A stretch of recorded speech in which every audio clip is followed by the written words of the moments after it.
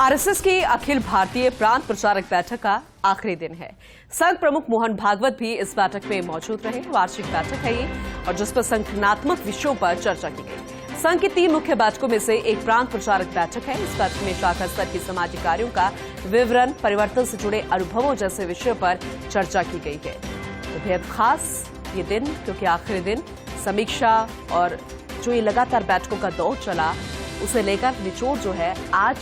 निकला होगा और कई ऐसे महत्वपूर्ण चीजें थी जिसका फीडबैक संघ प्रचारक ने लिया होगा। तमाम ऐसे मुद्दे थे जो पिछली बैठकों के जरिए तय किए गए थे, उनके फीडबैक लिए गए होंगे, उनकी समीक्षा यहां पर ली गई होगी। तो बेहद महत्वपूर्ण संघ की 3 मुख्य बैठकों में से एक प्रांत प्रचारक बैठक, जिसे महत्वपूर्ण बिंदुओं के साथ जोड़ा गया, अनुभवों जैसे विषयों पर चर्चा की गई। आरएसएस की अखिल भारतीय प्रांत प्रचारक बैठक का आखिरी दिन, संघ प्रमुख मोहन भागवत भी इस बैठक में मौजूद रहे। फीडबैक लिया गया होगा और सभी प्रांत प्रचारक यहां पर पहुंचे थे। फिलहाल आखिरी दिन क्या कुछ खास रहा, ज्यादा जानकारी देंगी मेरी सहयोगी डिंपल हमारे साथ सीधा जुड़ चुकी है, उनका रुख करेंगे। डिंपल, आज आखिरी दिन, तमाम ऐसे बिंदु थे, तमाम ऐसे महत्वपूर्ण पॉइंट्स थे जो पिछली बैठकों में भी थे, लेकिन ये वार्षिक बैठक थी, बेहद खास थी। आखिरी दिन में क्या फीडबैक लिया गया, क्या समीक्षा हुई, क्या निचोड़ निकला?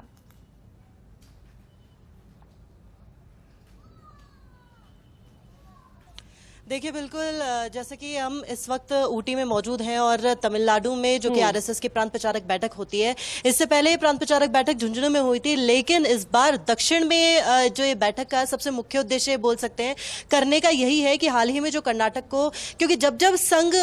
कोई बैठक करता है, कोई महत्वपूर्ण बैठक होती है, तो उससे प्रेरित संगठनों को एक तरह से लाभ उनका पहुंचता है। हाल ही में जो भाजपा को हार मिली थी कर्नाटक में, उसको लेकर भी कह सकता है, क्योंकि लोकसभा चुनावों से ठीक पहले जो कि ये बैठक की जा रही है, वैसी स्थिति दोबारा नहीं चाहता। ये एक तरह से संघ अपनी जमीनी स्तर पर जो जड़े जमाने की कोशिश कर रहा है वो लगातार कर रहा है। और देखिए, प्रांत प्रचारक बैठक में एक और मुख्य उद्देश्य, क्योंकि देश भर से जो प्रांत प्रचारक है वो यहाँ इकट्ठे होते हैं, तमाम मुद्दों को लेकर चर्चा होती है, क्योंकि 2024 में लोकसभा चुनाव तो है ही, लेकिन 2025 में संघ को 100 वर्ष पूरे हो रहे हैं और संघ को 100 वर्ष पूरे होने पर शाखाओं का विस्तार होगा और शाखाओं को जो 1 लाख तक पहुंचाने का जो लक्ष्य है वो संघ पूरा करेगा। साथ ही साथ जो बाकी चीजें हैं, चाहे शिक्षा वर्गों की समीक्षा हो या फिर और कार्य मुद्दा, और जैसे सामाजिक सेवा में या सामाजिक कार्यों में संघ आगे रहा है, उन कार्यों में भी लगातार प्रगति, एक तरह से कह सकते हैं समय समय पर उनका एक ये कह सकते हैं कि उनको चेक करना, और अलग अलग स्थिति, अलग अलग जगहों से जो प्रांत प्रचारक इकट्ठे हुए हैं एक जगह पर, तो उन प्रांत प्रचारकों से वहां के क्षेत्र की स्थिति को भी जानना और उनके अनुभवों को भी जानना कि जो अभियान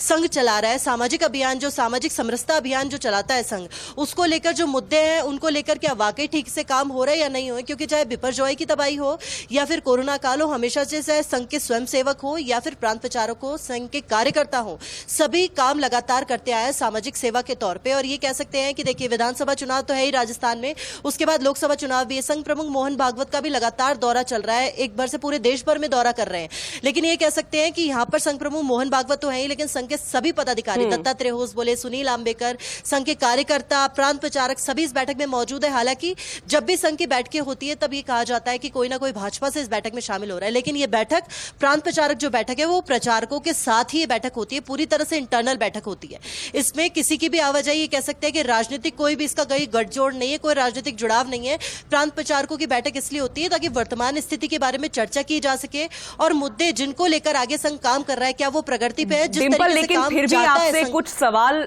पूछना चाहेंगे, क्योंकि हर कोई इस बारे में जानना चाहता है। जैसे कि आपने जिक्र किया कि झुंझुनू में ये इससे पहले वाली बैठक हुई थी, महत्वपूर्ण अभियान थे, जिसमें एक अभियान ये भी था कि एक गांव एक कुआं, एक गांव एक शमशान।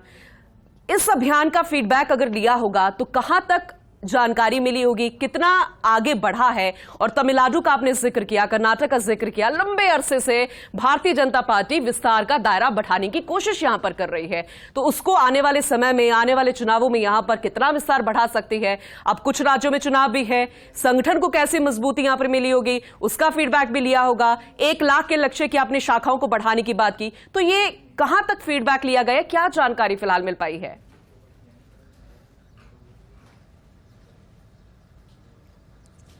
देखिए बिल्कुल पूनम, आपके दो सवाल थे। पहला सवाल तो ये कि पहले झुंझुनू में ये बैठक हुई थी और जो आपने बताया कि एक गांव एक कुआं और शमशान वाला जो अभियान है वो सामाजिक समरसता अभियान के अंतर्गत ये चीजें आती है और सामाजिक समरसता अभियान पर भी प्रांत प्रचारकों से लगातार चर्चा इस बैठक में हो रही है। क्योंकि देखिए, जब इससे पहले अखिल भारतीय प्रतिनिधि सभा की बैठक हुई थी, पानीपत में वो बैठक आयोजित हुई थी, उसमें प्रस्ताव पारित हुआ था, प्रस्ताव पारित किए गए थे, लेकिन प्रांत प्रचारक बैठक में सिर्फ चर्चा होती है, मंथन होता है, कोई प्रस्ताव पारित नहीं होता। सिर्फ जो अभियान संघ की ओर से चलाए जा रहे हैं उनको लेकर चर्चा होती है और जिस तरीके से कार्य आगे चल रहा है, चाहे शाखाओं को 1 लाख तक पहुंचाने का लक्ष्य हो, लगातार उनको चाहे गांव-गांव से जुड़कर, जन-जन से जुड़कर उनको आगे पहुंचाने का बात हो। और दूसरी बात जो आपने कही कि जैसे विस्तार बढ़ा रहा है, 2017 में तमिलनाडु में ही आरएसएस की बैठक हुई थी, उससे 2021 में लाभ मिला था आरएसएस को भी और भाजपा को भी। तो ये मान सकते हैं कि अब जब 2023 में जब ये बैठक हो रही है तमिलनाडु में, तो इस 2023 की बैठक का लाभ कहीं ना कहीं 2024 में भी मिलेगा भाजपा को, क्योंकि आरएसएस भले ही एक तरह से बैकडोर की तरह काम करता हो भाजपा के लिए, ये कह सकते हैं